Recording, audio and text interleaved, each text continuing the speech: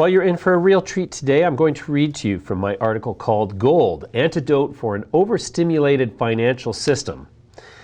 The dizzying heights of the S&P 500 are mind-blowing to say the least. But can it continue?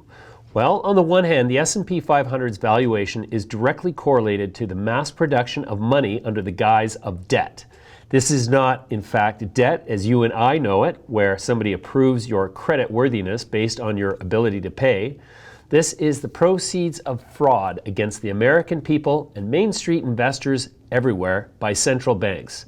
Money from thin air, never to be repaid, lining the pockets of the banking and government elite, while Americans make do with far less. Many are calling for the end of the bull market in U.S. stocks, now in its 11th straight year, a feat never before achieved.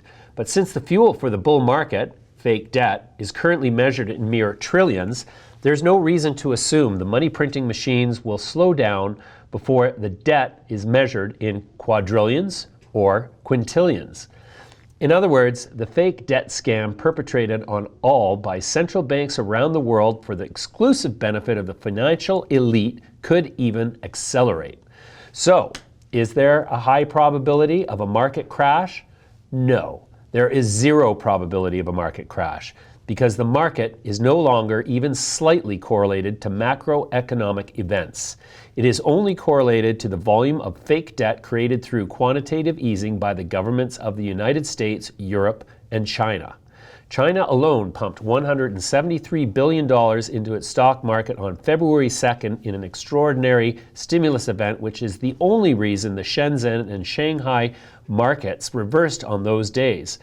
But at the same time, there can be little doubt that we are reaching a proverbial inflection point. The runaway multiplier effect of quantitative easing / fractional banking has caused the departure of the rationale from the global financial system. Historically, where the collapse of a currency has happened, it has always coincided with the collapse of a national economy.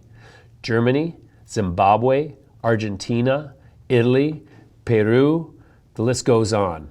This time, it's the globally connected international single monetary system that is demonstrating pre-critical volatility. The beneficiary of the stampede out of whatever currency is in distress has traditionally always been gold, except in recent times where the sublime fraud of the US dollar's projection of a perceived value has caused it to appear as the safe haven for frightened investors. But that's over. Now, the accelerating hyperinflationary explosion of debt is happening in the world's safe haven currency. And so, looking around at the alternatives, gold once again appears to be the safest of safe haven assets. Here's the interesting thing about the price of gold in the US $1,600 range. It's an absolute steal. Put aside for one moment your inclination to guffaw at such a statement. No matter what level of faith you have in the ability of markets to reflect the value of assets versus the price of assets, you would have to be brain dead not to observe that the S&P 500's valuation relative to its constituents' earnings growth in 2019, which is more or less zero, makes absolutely no sense.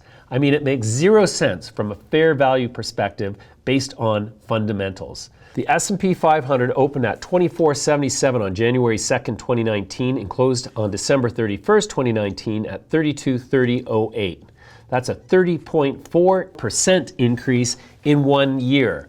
How is it possible that an index whose constituents' revenue growth totaled 0% could add 30% in value in the same time frame? Well, the answer is this. The price can increase by 30% because at the end of the day, a price is nominal. It's what someone is willing to pay and not necessarily what a thing is worth. Cannabis stocks come to mind as a perfect example. Conversely, gold opened at $1282.20 on January 1st, 2019 and closed at $1517.18 on December 31st, 2019. That means gold increased in price by only 18.3% in that year, which demonstrates clearly that the weighting of investors who still maintain confidence in the S&P 500 is higher than those who favor gold. A simplistic interpretation, I admit, since there is likely a large ratio of investors who are actively investing in the S&P and buying gold at the same time as a hedge against what increasingly begins to feel like a gathering economic storm of biblical proportions. Which should increase more on a fundamental value basis? A commodity whose supply is finite and availability is decreasing, or one whose supply is infinite and whose availability is increasing?